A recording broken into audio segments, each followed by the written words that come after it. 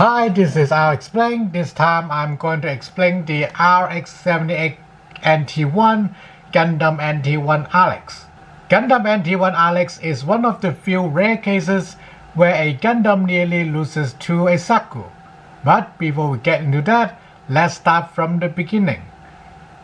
Like I explained before, after the Federation completed the G3 RX-78-3, they allowed different branches within the Federation Force, the Army, Air Force, Navy, and multiple Space Force arsenals to develop the next Gundam, hence G4. And all the Gundam developed during this period are collectively known as the G4 project. Gundam NT-1 RX is one of such G4 developed by the Augusta Laboratory, one of the few places in North America not occupied by Zeon. It is developed as a Gundam specifically for new type use, hence the model number being RX-78 Gundam and NT-1, new type first model. The Federation was very much behind on new type research, let alone new type militarization research during the 1-year war.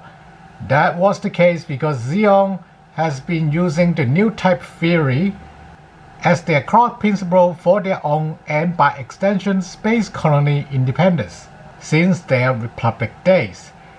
With the Sabi family coming into power, transforming Zeon into a principality, they doubled down on new type theory and turned it into the core of their propaganda. And so for Zeon, new type research is a national pride, where they are very well supported both financially and politically. Conversely, the Federation was very suspicious of those researches, suspecting them to be Zeon sympathizers or even collaborators, thus making new type research rather unpopular. However, for the Federation Ministry of Defense, they cannot overlook the possibility of new type and their militarization. And so they still support a few trusted institutes for new type research on a relatively basic level, and Augusta Laboratory is one such institute. Augusta Laboratory specializes in man-machine interface of military hardwares as well as mental health of military personnel, two principles that eventually would lead to Psychomune system, but they did not have such technologies during the 1-year war.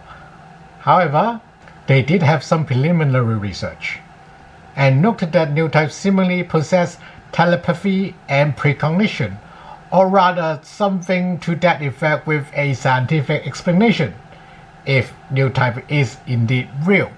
While the Federation wished to deny the existence of new type, since that would provide Zeon political justification for their independence, they could not ignore reports about some of their pilots seems to be new type, as well as Zeon fugitives who brought Psychomune research with them.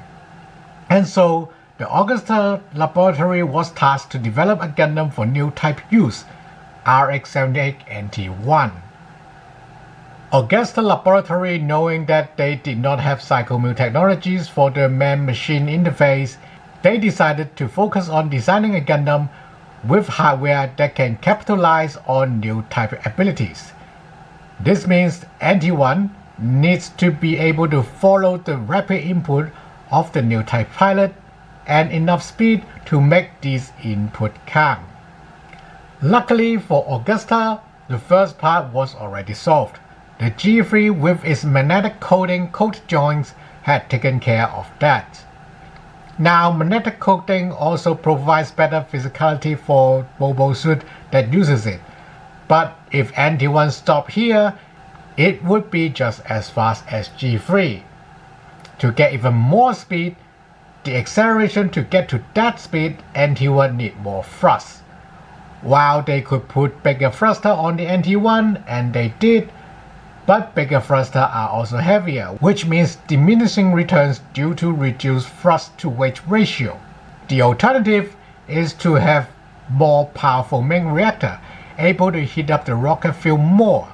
Augusta, on their lucky streak, found out about the RX-78-4 and 78-5 in Jaburo, and base NT-1's torso design on them. This is because RX-78-4 and -5 torso designs allow a bigger thus more powerful main reactor to be installed, at the cost of not having a core fighter. Augusta determined that this is a fair trade-off, since a new type used Gundam piloted by a new type would be very unlikely to be shot or cut down. On top of that, abandoning the core fighter system saves a significant amount of weight, giving NT-1 a better thrust-to-rate ratio despite having a bigger main reactor and thrusters. At this point, we should talk about why the NT-1 is called RX. RX is actually acronym for Armour Layered Examination, since the Federation is also developing the FSWS, which we would talk about when we get to those Gundams. So naturally, the NT-1 also gets a self-applicating armor like others in FSWS. These applicating armor are often called full armor. RX supposed to be the name of Gundam NT-1 with full armor on. However, since the NT-1 shield is manufactured with the same method used on NT-1's full armor, thus the shield also got the RX marking, which in turn makes everyone call the Gundam NT-1 RX.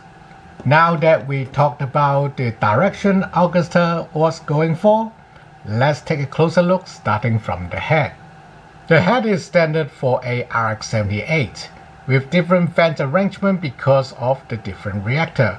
Under the hood, the optics, communication system, multiple spectrum sensors, and transceivers are more or less in the same RX-78 spec. However, the subsystem computer is upgraded to serve the new cockpit. The chest is what you expected for something based on RX-78-4 or -5 design. Like we have mentioned before, NT-1 uses this design to accommodate a bigger main thruster. Another improvement of NT-1 is full dome monitor cockpit and the use of linear seat. The full dome monitor is installed for the new type pilots to interact with. When the ability warns them about any dangers from behind, they can just look around and confirm the threat without needing to compromise the mobile suit's position or the FCS lock. This cockpit would also serve as an escape pod. While the NT-1 should not be shot or cut down, it is still a good idea as a backup for the unexpected. After all, a new type pilot would be a very valuable military asset, and the optical computer and learner AI of a Gundam is always important. Gundam NT-1 keeps the high-performance optical computer and learner AI of RX-78 on board. Another key element for the NT-1 to keep up with a new type pilot and provide the foundation for future new type mobile suit operation systems. The armor around the cockpit is also thicker. The skirt is what you expect of an all-terrain used mobile suit, where there are a lot of RPG motors. The skirt is also made thicker. And on the back skirt you can see a marking 4, signifying it is a G4. Moving down to the legs, while the knee pads are similar to baseline RX-78, but the calves are very different. The calves are where significantly larger thrusters are installed on the NT-1. Major reasoning being the legs having a sub-reactor for the thermal rocket, and coupling with a larger sub-reactor would provide better thrust-to-weight ratio as well as fuel efficiency. Second reasoning being the legs on mobile suits are their most important impact balancer and double S-factor thruster, since they need to bend like legs so they can be direct to a lot of angles. Third reason is that Augusta is aware of the possibility of utilizing ground effect with mobile suit's leg thrusters, enabling the mobile suit to move on the ground with greater fuel efficiency and while being much faster than running with legs themselves. Gundam NT-1's arms are mostly the same as baseline RX-78, the difference being the weapon pod on the forearms, bigger RPG motors on the shoulders, and a hanging bar on top of shoulders. Also, there is another 4 mark on the left shoulder. We will leave the weapon pod for now and talk about the shoulders. Big RPG motors are installed to make NT-1 more agile and perform the rapid input from the new type pilot. The hanging bar is installed for the full armor to lock on, and it would be convenient for maintenance. Gundam NT-1's backpack is larger than baseline RX-78 as well. Most of the volume is added for extra fuel and RPG motors, once again making NT-1 more agile than RX-78-3. When RX-78-2 with magnetic coating joints was the most agile mobile suit in major battlefronts. Just a little reminder that Gundam NT-1 has magnetic coating joints like RX-78-2 and G3. Next up is Gundam NT-1's arsenal, or what this G-frame has included. Falcons on the head, standard Federation fare, mainly for defensive use against missiles and rockets or old-school military vehicles, or weak spot of Zeon mobile suits if it is close enough. Two beam sabers are hosted on the backpack, just like other RX-78s. They are standard Federation model, deadly as always, and combined with all the hardware to push NT-1's agility and speed beyond anything else in the 1-year war, it is expected to come out on top in any melee engagement, and possibly any unfavorable firefight into one. Next up are the weapon ports on the forearm, and the 19mm Gatling gun is chosen for the Gundam NT-1. The 90mm Gatling gun on the NT-1 is more compact, designed for close-range engagement where beam rifle is unwieldy or as backup weapons after the beam rifle is lost or dropped. Their firepower is on par with the 19mm SMG and capable of knocking out heavier Zeon mobile suits like Rekdom or Jugok. The Gundam NT-1's beam rifle is an enhanced version of the beam rifle used by baseline RX-78. Its features are removable and enlarged E-clip, and it is designed to shoot more powerful and accurate beam bolts. Gundam NT-1's shield, like we have mentioned before, is produced with the same method used for armored blade examination, thus marking with RX on it. It also features a fall like other parts of NT-1. The RX construction method is one where multiple ceramic-based armor materials are used, or known as ceramic hybrid. It is also constructed with shock absorption and heat-resistant materials like standard Federation full shield, with anti-beep coating applied on top. The Federation planned to send Gundam NT-1 to the 13th Independent Fleet for the siege of Armour. However, the Zeon Cyclops Corps had planned an ambush on its midway stop in the Space Colony Site 6, where it was piloted by its test pilot and almost cut down by a Saku 2, but the NT-1 came out on top nevertheless. The siege of Armour was also pushed forward due to unforeseen circumstances, but that's the story for another time.